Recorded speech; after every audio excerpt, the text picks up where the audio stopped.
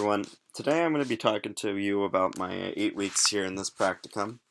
So for this 8 weeks, I was working with Dr. Gibb, an insect diagnostician in our department, and he gave me a real-world case of a new invasive that's here in Indiana now, known as the Asian needle ant. This required me to do weekly interviews with the experts that are in the field and finding new things on this ant, actually, as we're going along, and actually writing up a report for Purdue Outreach. So the grand challenge for diagnosticians specifically is giving their opinion to the public and other experts in the field about what they found. This could be anything from health issues, environmental problems, and sustainability issues, because invasives and other insects of issue like mosquitoes, ticks, bedbugs can affect us as humans in our daily lives in ways that we may not think of initially, and that's why we have insect diagnosticians. Specifically, the case that Dr. Gibb gave me was over this ant, the Asian needle ant. It's a predaceous ant species actually coming from countries like Japan, China, and Korea. And this ant's really unique to us because this is the first ant in Indiana with a stinger. The ant has only a two caste system, so we only see workers and reproductives, and it can have a small to medium colony size. Reports coming from UNC specifically. So the case specifically that we had a report on the 23rd of January of this year where an amateur entomologist actually correctly identified Asian needle ants colonies in Evansville, Indiana, southern Indiana for those of you that don't know, where these samples were then sent off and they have ended up here now at Purdue for multiple steps in the process. So you might be asking yourself, why should I be worrying about an ant?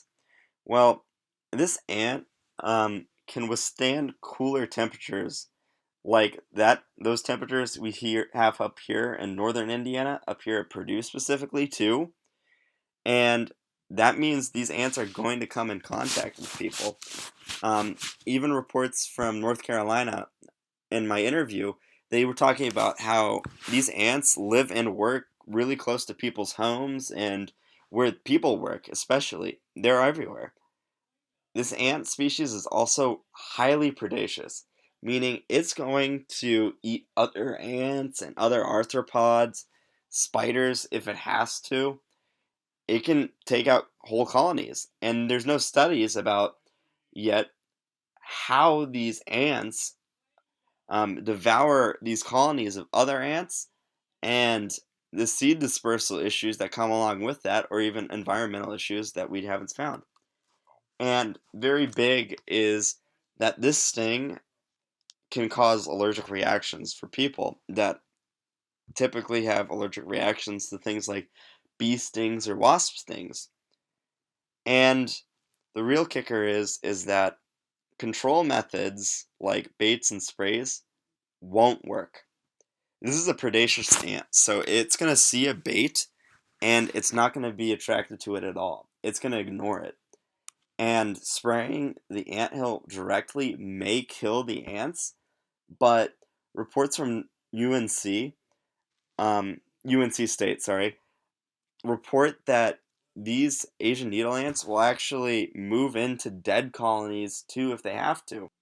As for who I interviewed, I went first for the amateur entomologist that found the invasive first. Then I went to the DNR state entomologist who would be in charge of how the state is going to work to address the invasive problem. Then I went to the Purdue experts, okay? So I'm talking about the insect identifier, Bobby Brown. I went to the plant pest diagnostic lab. I went to the expert diagnostician, Dr. Gibb, and then I went lastly to the place, the Purdue Entomological Research Collection, because that's where the two specimens ended up. And these four are really important too because this is Purdue. This is us, our department, answering all of these questions for the entire state. And that's a big point we want to make here. And now that we've gathered all this information from experts here and to other states too, reports and findings from the news, and experts in the entomology field too, we're going to put together a published report that informs all of our outreach communities and extension groups that need to know about this invasive and why it's important.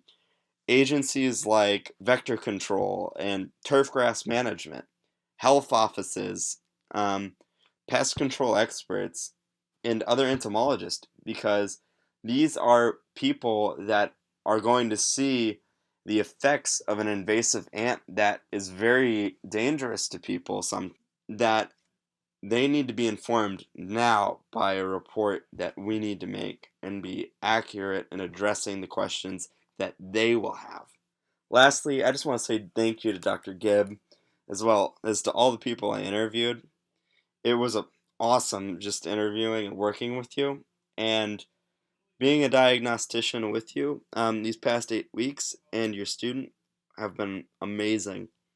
I hope you all have a wonderful year and look forward to working with you again very shortly. Have a great day, everyone.